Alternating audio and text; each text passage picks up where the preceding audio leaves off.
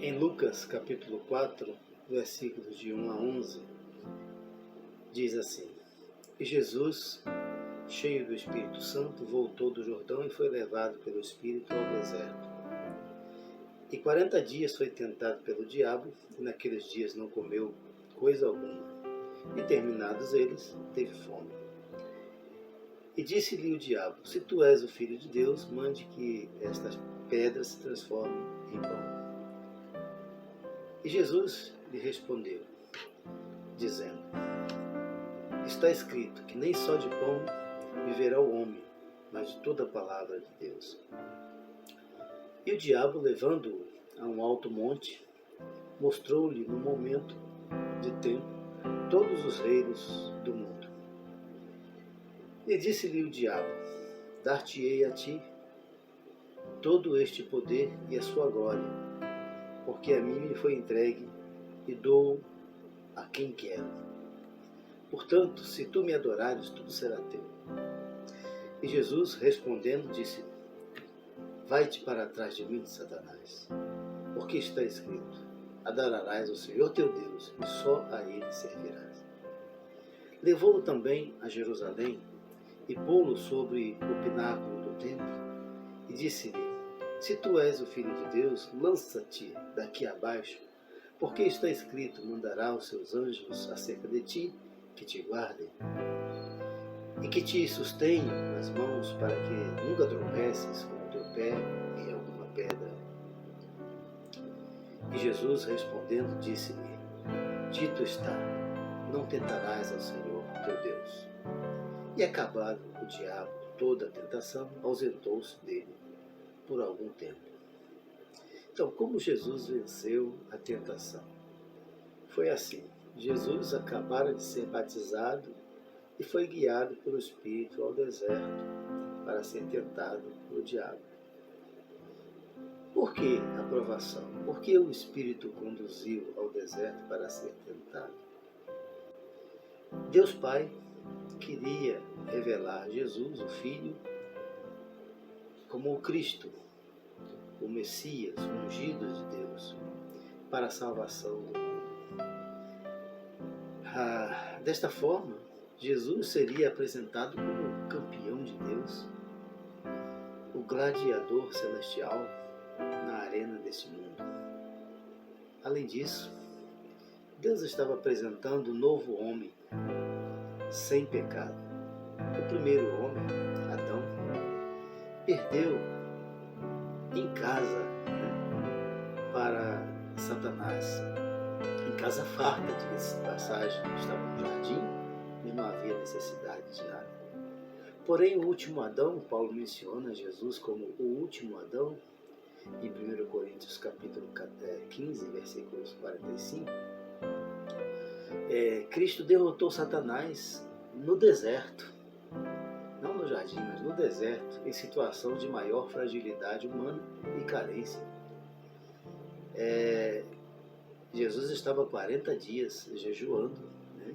Estava com fome, é claro, muitas necessidades, muitas carências. Então é o poder de Deus que se aperfeiçoa na fraqueza, conforme diz Paulo em 2 Coríntios capítulo 12, versículo 9. Né? Quanto ao lugar solitário, o deserto, era, segundo alguns comentaristas, né, considerado assombrado e cheio de feras, ou seja, o cenário ideal para uma luta pessoal e espiritual. A tentação se deu conforme o embate de Satanás contra Jesus. Vejamos tal embate nos 3 passos da tentação. Os 3 passos da tentação, com os seguintes 3 passos, né? Jesus venceu Satanás e conseguiu aí logo de início uma vitória contra o poder das trevas.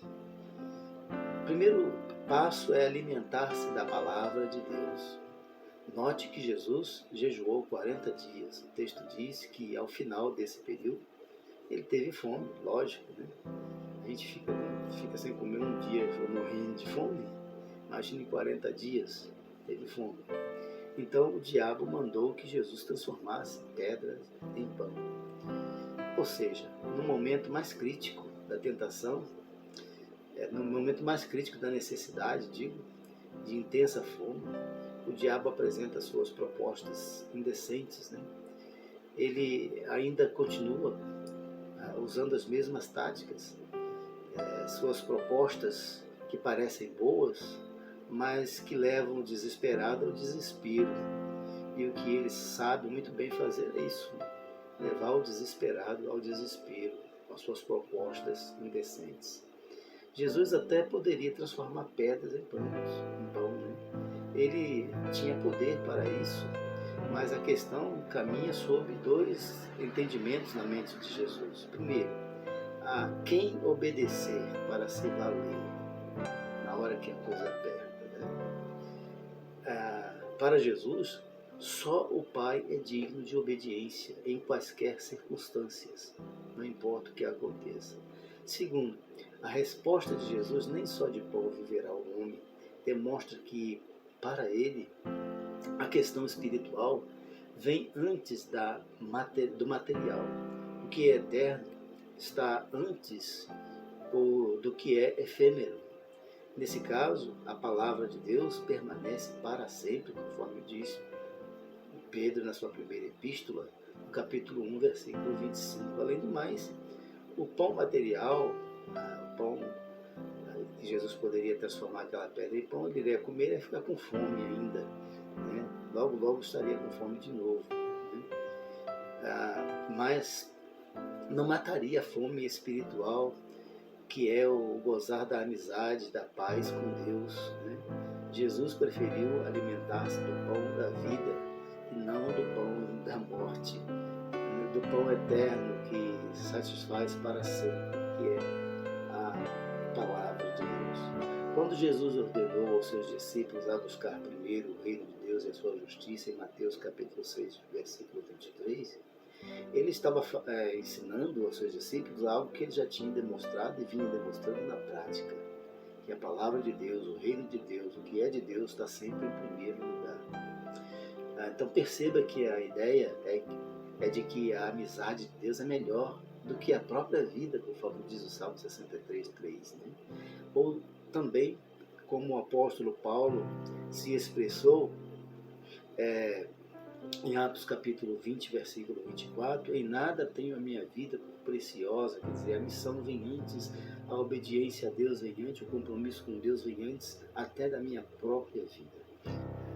Já a expressão, se tu és o Filho de Deus, que o diabo lançou, não é uma expressão de dúvida, segundo alguns comentaristas aí, né, desse trecho.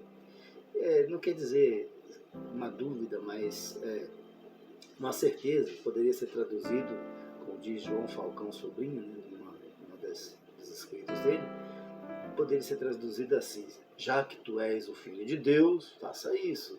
Bom, essa é uma coisa que tem sido usada constantemente hoje para incitar os jovens à rebeldia, as pessoas a fazerem coisas erradas, continuarem no erro. Então, esta foi e tem sido uma maneira de desafiar alguém a fazer algo errado, parecendo estar fazendo algo certo.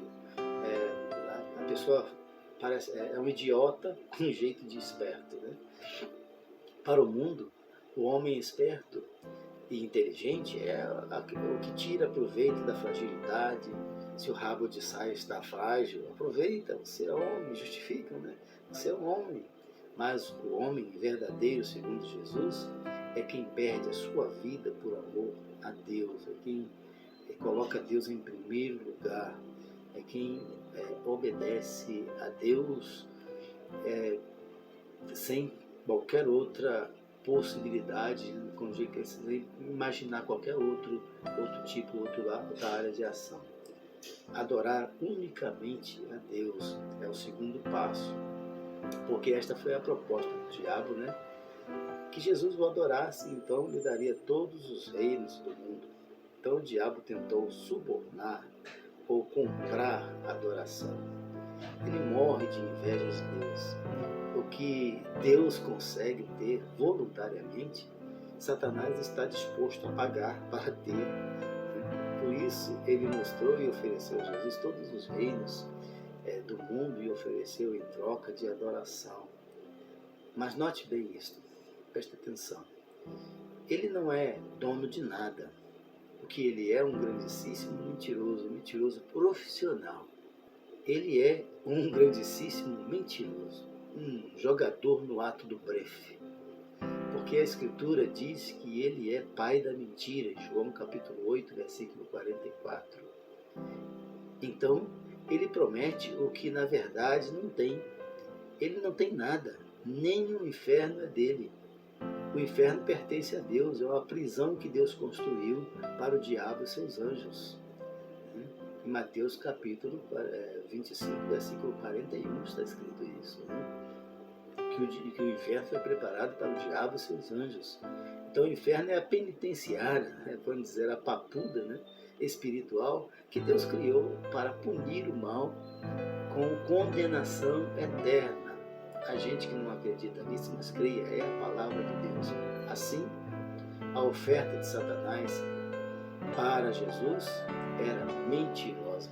Alguém disse certa vez que se Jesus aceitasse a oferta do diabo, teríamos 3 deuses em guerra, um contra o outro. Deus Pai, de um lado, revoltado contra o Pai, Deus Filho, teria criado cisão entre a Trindade Santíssima.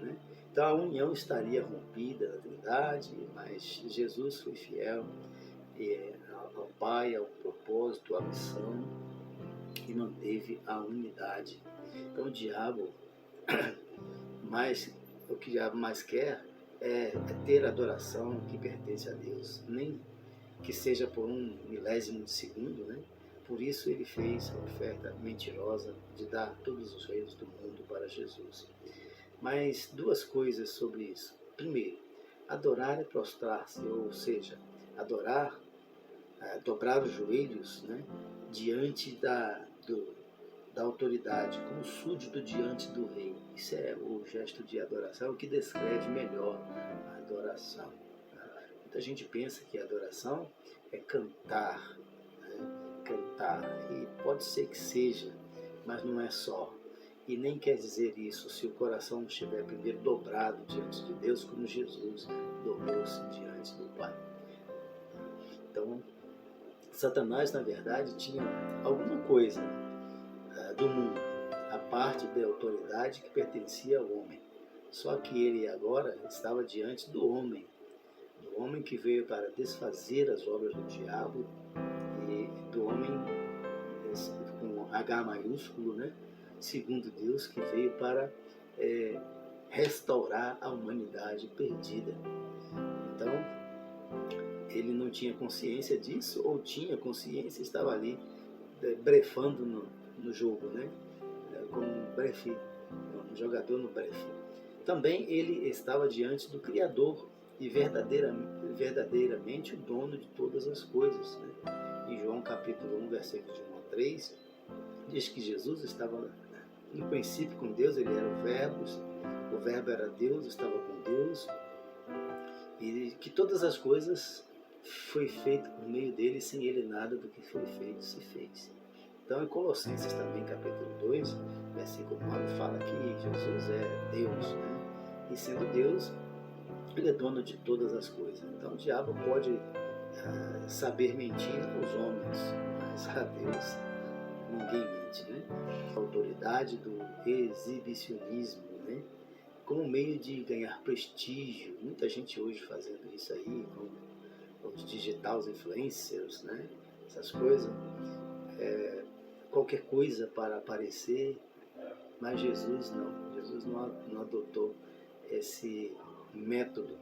O que estava escrito, o diabo tinha razão sobre o que estava escrito sobre Jesus: mandará aos seus anjos acerca de ti, que te guardem e te sustenham nas mãos, para que não tropeces com o pé em alguma pedra. Jesus, porém, não precisava de exibicionismo, de poder para viver e para vencer. Ele precisava confiar e ser fiel a Deus. também Jesus estava consciente da sua realidade, de sua missão. Ele faria muitas coisas extraordinárias, mas não seria por instrução maligna, mas divina. Jesus estava cheio do Espírito Santo. Isso é um destaque nesse texto. Jesus foi batizado, o Espírito desceu sobre ele, ele foi cheio do Espírito Santo para a guerra. Né? Então, não queira entrar na guerra sem estar cheio do Espírito Santo. Né? Não queira entrar na guerra contra o mal. Então, ele libertaria, Jesus, né, libertaria os oprimidos do diabo, curaria a muitos e ressuscitaria a muitos.